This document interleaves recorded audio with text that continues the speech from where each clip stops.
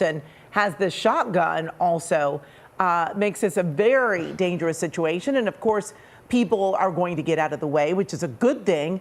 But at this point, it does not appear that, they have lights and sirens. It does look like there might be a flashing red light up front, but, not clear if this person even knows how to work all of the items inside this car. Yeah, and, Amy, I want to clarify something. CHP does not believe that this person has access to that shotgun or any weapons because they are locked in the center console, but they did see this person attempting to try and pull on them. Those weapons are usually locked there. It's possible that they were unlocked, but it sounds like to me that this person does not have access to them yet, but it's still a concern because there are weapons inside of that vehicle. Now, this driver is driving a lot more straight and narrow than he was previously in this pursuit. There was some radio traffic indicating that he was in all lanes on the 5, driving very recklessly, and as you said, spike strips have been authorized, but it appears that this person has dodged at least 2 of them so far. So, that's a challenge. This is the 138, and we are heading eastbound across the northern part of Lancaster right now.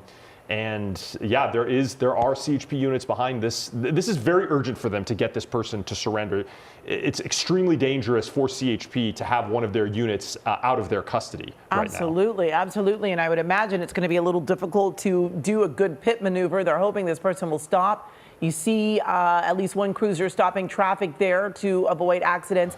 And it looks like a lot of the cars have already pulled over on the side of the road. So you have to imagine that there are other cruisers out there guiding folks to get off of the road because they're trying to make this a little less dangerous because this is a small 2-lane road here. And we all know that these cars are very capable of going very fast, and they are very powerful vehicles. So, I'm curious about those spike strips, Mark, and whether or not there's something special on these tires that they did not get ruptured, or if this person was actually able to avoid those spike strips. Yeah, we're not sure. I mean, they are not regular civilian tires on law enforcement vehicles. We're going to do some research and find out exactly, if we can, what kind of vehicles are usually, factory installed on CHP patrol cruisers. This is all starting to make sense. Also, putting together the radio traffic that I heard on the CHP frequencies, I did hear one CHP officer ask another one how much fuel was in the vehicle, which I thought was a strange question before I realized that they had a CHP unit that was taken. Now, as you can see right there, apparently these tires are not completely resistant to spike strips because we now see some of that tire rubber coming off on the driver's side rear wheel, along with a little bit of smoke there. So it seems like while those spike strips may have appeared to have failed, they certainly did do some damage to the rear driver's side wheel. And I have to say, I'm surprised at how well the car is still in control after losing that tire. I mean, we saw a lot of that tread just come right off, and oftentimes that's when we notice that someone loses a little control of the vehicle. But in this case, he is going over onto the other side of the road. But seems like still struggling a little bit, but the driver's side door is opening. This is not good. This is extremely bad. The driver has jumped out. He is now on the road. That vehicle out of control, running into a power pole. The power lines did not come down, and now CHP here. The driver able to? Not able to get up. That is a CHP officer. That was a very, very hard hit. This driver seems to be extremely. He may be unconscious. They are clearly trying to get that person off of the roadway so that for any reason that person would not be hit by another car that is on that roadway there. Mark, certainly a tough ending to see here on live TV.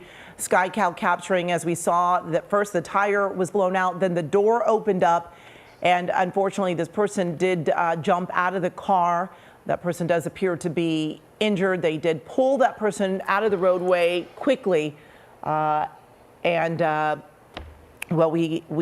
hope that person is okay. Of course, they stole the car, but we certainly do hope that they are still going to be okay after that. All right, Mark, thank you for your help with that one. We are going to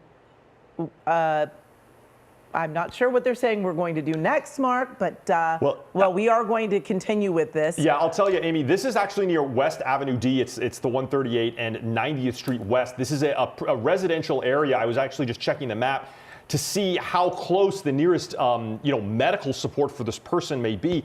It's going to be a while, I think, unless we did not see an LA County Fire ambulance on scene. They are going to have to treat this person with the medical gear that they carry with them in their CHP cruisers. The fact that they are treating him right now is a strong indication that this person may still be alive. They are giving him immediate first aid and medical attention, but I don't know. I saw what looked like a very strong head hit. This person may have hit their head, which is always a very severe injury. That vehicle was moving pretty fast. I mean, it looked to me like it was going almost highway speeds when that person jumped out. And that CHP cruiser was still traveling with enough force to take down a power pole on the side of the road after that driver had already jumped out. So you can see multiple CHP officers now conducting first aid on this driver. And clearly, obviously, that driver was dressed in civilian clothes. Obviously, this is the driver that we were talking about who stole that CHP cruiser. But I am afraid that ambulances are quite distant unless KCAL can identify a LA County Fire unit that is close by. But I did not hear any radio traffic that they were trailing this pursuit.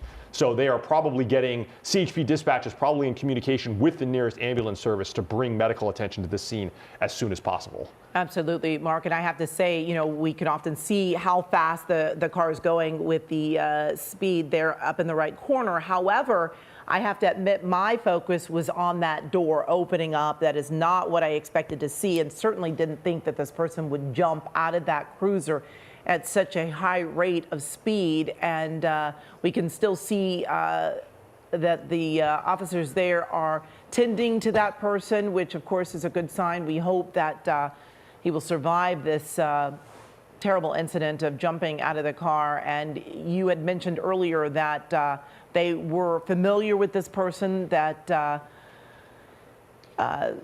they might have had some issues with this person in the past, and that this person was in fact running across the lanes prior to taking this cruiser. So we don't know what their mental state was at the time, but it is certainly tough to see someone go to such an extreme. We do see them doing CPR at this time. So this person is in very critical condition. CHP officers obviously are trained for any type of first aid, immediate first aid medical attention when they are on the scene. So they are going to provide that until an ambulance arrives. And this is a difficult situation for them. It is in the middle of a road, so they are going to do their best to resuscitate that person. We're going to stay on top of this, Amy, and I will let you know. I've got my colleagues at the assignment desk also working to get information from the CHP and LA County Fire about any sort of response in terms of ambulance and medical personnel that are coming to the scene. All right, Mark, thank you for that. Well, there are new plans